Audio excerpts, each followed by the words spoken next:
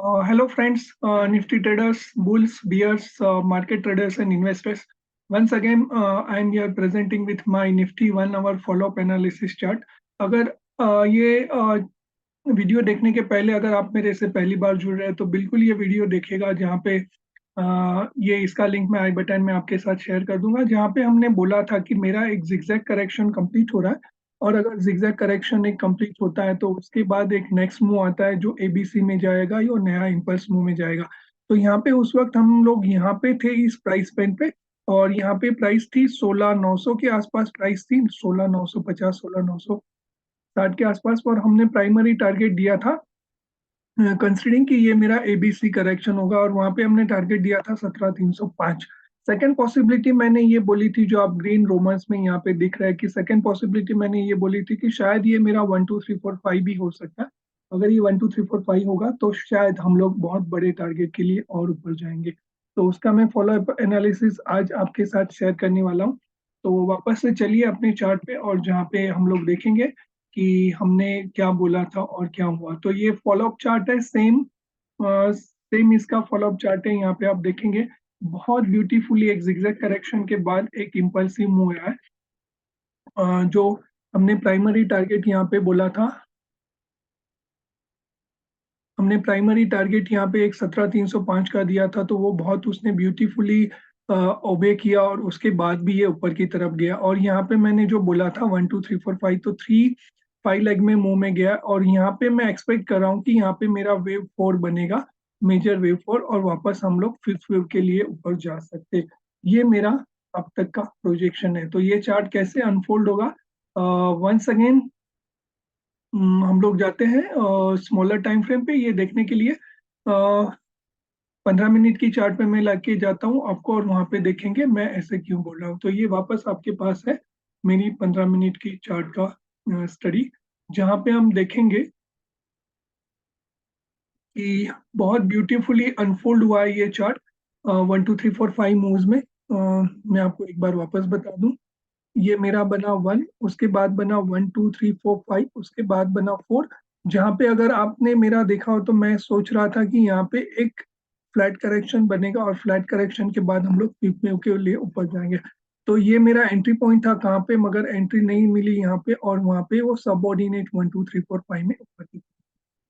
तो पॉसिबली यहाँ पे मेरी 5 मूव कंप्लीट हो रही है या शायद से और थोड़ा ऊपर जाके ये मेरी 5 मूव कंप्लीट करेगी और वापस से एक फोर्थ वेव के लिए हम लोग नीचे आएंगे। तो ये 15 मिनट का चार्ट है। मोस्ट कॉमनली आपको करना क्या है कि आपको जो चार्ट का रिलेशन रखना है वो 1:4 का रिलेशन रखना है। जैसे अभी आप देखेंगे कि मैं यहाँ पे 1 आवर चार्ट पे था और 1 आवर चार्ट के बाद मैंने 15 मिनट चार्ट का फॉलोअप लिया है।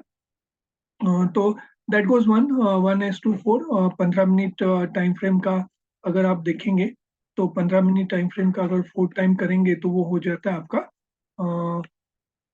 1 आवर। तो ऐसे ही जब भी आपको कोई ट्रेंड के साथ चलना है तो आपको 1:4 टाइम फ्रेम का कोरिलेशन रखना है। अगर आप 5 मिनट में टाइम फ्रेम में ट्रेड करते हैं तो आपको 15 मिनट की टाइम फ्रेम में जाना है। अगर आप डेली की टाइम फ्रेम में ट्रेड करते हैं तो आपको 75 या 1 आवर के चार्ट पे ट्रेड ढूंढना है। तो वो दोनों को कोरिलेशन में साथ में रख के आपको ये ट्रेड लेना है। अभी मैं बताऊं एनालिसिस का मतलब क्या है। एनालिसिस मतलब आप, आपके पास कोई एज है, आपके पास कोई सिस्टम है, आप उसको ट्रेड करते हो, आप उसको ढूंढते हो और देखते हो। तो अभी एनालिसिस को तीन तरह से अनफोल्ड हो सकता है आपका एनालिसिस। आपको एनालिसिस करने के बाद आपको बहुत अच्छी एंट्री मिल जाएगी, बहुत अच्छा टारगेट भी मिल जाएगा, ये एक पॉसिबिलिटी है।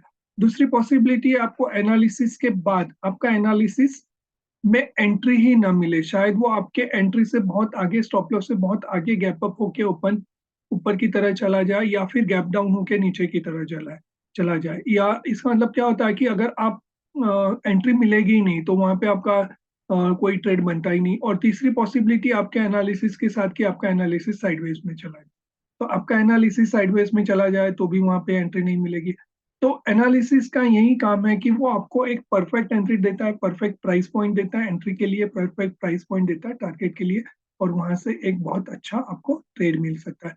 अगर आप मेरे साथ नए हैं, अब तक आपने मेरा चैनल सब्सक्राइब नहीं किया तो प्लीज मेरा चैनल सब्सक्राइब करिए। इतना वंडरफुल एनालिसिस मैं आपको चैलेंज करता हूँ, शायद ही कोई टेलीग्राम चैनल या कोई यूट्यूबर देता रहेगा। आई एम इन यूट्यूब, मैं नया हूँ, मगर मेरा एनालिसिस ऑलमोस्ट मैं पिछले 5-6 साल से इलियट वेव प्रैक्टिस करता हूँ, और बहुत सारे मेरे फॉलोअर्स हैं जिन्होंने मुझे रिक्वेस्ट किया था कि आपको एनालिसिस, आप प्लीज मेरा आपका एनालिसिस हमारे साथ शेयर करिए। तो मैं हर एक के साथ इंडिविजुअली एनालिसिस तो शेयर नहीं कर सकता, इसलिए मैंने यूट्यूब वीडियो बनाया। और आप मेरे से कनेक्टेड हो तो प्लीज मेरे पिछले वीडियो देखिए, जहाँ पे आप देखेंगे कि बहुत वंडरफुल थियरी है, बहुत वंडरफुली ये एनालिसिस काम करता है, और जैसे हमने देखा था वैसे ही हो रहा है, और ऑलमोस्ट वैसे ही होने जा रहा है। तो अभी मैं आपको बता दूं कि और आगे क्या पॉसिबिलिटीज है इस चार्ट में। अ, तो यहाँ पे आप देखेंगे कि ये मैंने एबीसी प्रोजेक्ट किया था। तो और क्या पॉसिबिलिटीज हैं, यहाँ पे भी मैंने एबीसी प्रोजेक्ट किया था कि यहाँ पे एबीसी बनेगा। मैंने यहाँ पे फोर्थ के लिए और फिफ्थ के लिए मैंने प्राइस पॉइंट डिक्लेयर किया था कि यहाँ पे शायद ऐसा कुछ हो सकता है। क्या आप ये इसको इसके साथ कोरिलेट कर सकते हैं? बिल्कुल सेम स्ट्रक्चर बना है यहाँ पे, 1 2 3 4 5 और एबीसी जैसे यहाँ पे वो स्ट्रक्चर बना है, 1 2 3 4 5 और एबीसी। तो ये दोनों स्ट्रक्चर आपको सेम दिखेंगे। बहुत बार ऐसे ही होता है कि मेजर वेव माइनर वेव के साथ कोऑर्डिनेशन में चलता। अगर मेजर टाइम फ्रेम में कोई माइनस टाइम फ्रेम में कोई स्ट्रक्चर बना है, तो वही स्ट्रक्चर आपको मेजर टाइम फ्रेम में भी रिपीट होता है। तो this is what I am expecting. तो यहाँ पे अभी मेरी दो पॉसिबिलिटीज हैं। क्या पॉसिबिलिटीज है मैं वापस आपको बता देता हूँ। तो यहाँ पे मैं, हो सकता है कि ये मेरा वेव वन बना, ये मेरा वेव टू बना, ये पूरा सब ऑर्डिनेट में गया जो मैंने आपको स्मॉलर टाइम फ्रेम पे लेके जाके दिखा। तो यहाँ पे मेरा थर्ड वेव अभी कंप्लीट नहीं हुआ है, यहाँ पे कोई रिवर्सल का साइन नहीं मिला, तो पॉसिबिलिटी कल थोड़ा गैप अप होके ये नीचे फोर्थ की तरफ आ जाए। तो ये मेरे फोर्थ के टारगेट है, जो यहाँ पे मैं राउंड सर्कल कर रहा हूँ, ये मेरे 236 और 382 मेरे टारगेट्स है। यहाँ पे कोई रिवर्सल का साइन या डेक्सेलरेशन चैनल ब्रेक करने के बाद हो सकता है कि मैं फिफ्थ के लिए ऊपर जाऊं। दूसरी पॉसिबिलिटी है कि ये मेरा एक्सपांडेड फ्लैट हो। तो एक्सपांडेड फ्लैट का मैक्सिमम रेशियो रहता है 2.618, विच इज वेरी रेयरली, मगर होते हुए देखा है मैंने चार्ट पे बहुत बार। तो वो एक पॉसिबिलिटी आपको साथ में लेके चलनी पड़ेगी, जो हमने यहाँ पे देखा था। तो यहाँ पे फिफ्थ पे बनने के बजाय वो नीचे की तरफ आ गया और उसको डबल जिगजैग में चला। तो वो एक पॉसिबिलिटी है। और दूसरी पॉसिबिलिटी क्या है, मैं वापस एक बार बता देता हूँ। तो ये एक पॉसिबिलिटी थी मेरी। और यहाँ पे मैंने ऑलरेडी फिबोनाची रेशियोज लगा के रखे हैं, आप देखेंगे यहाँ पे।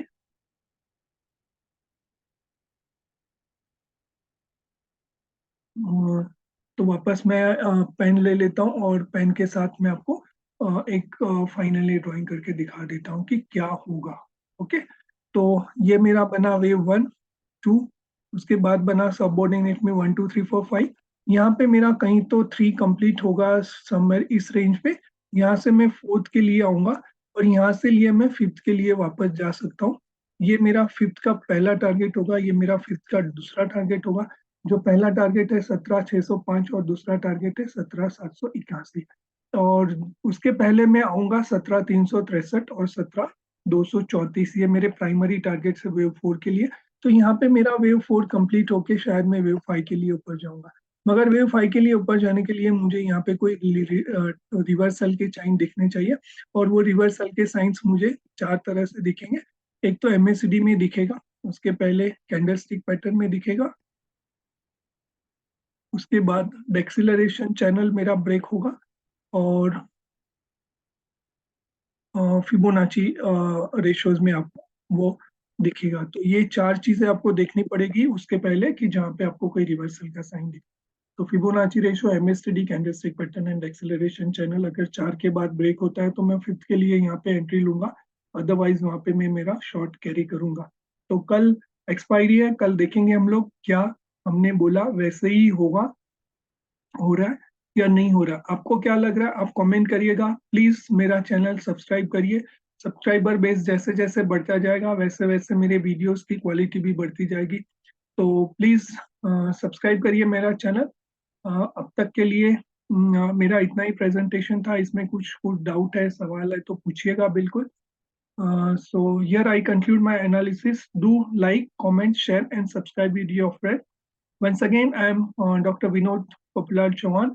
From the WaveSmart, our motto is the retailers investors के हक में हम लोग एनालिसिस और टाइम देते हैं, और हमारा प्राइमरी मोटो है ट्रेड स्मार्ट इन्वेस्ट वाइज। अगर आपको ट्रेड करना है तो स्मार्टली ट्रेड करो, इन्वेस्ट करना है तो वाइजली इन्वेस्ट करो, और उसके लिए हम लोग वेव थ्योरी का यूज करते हैं।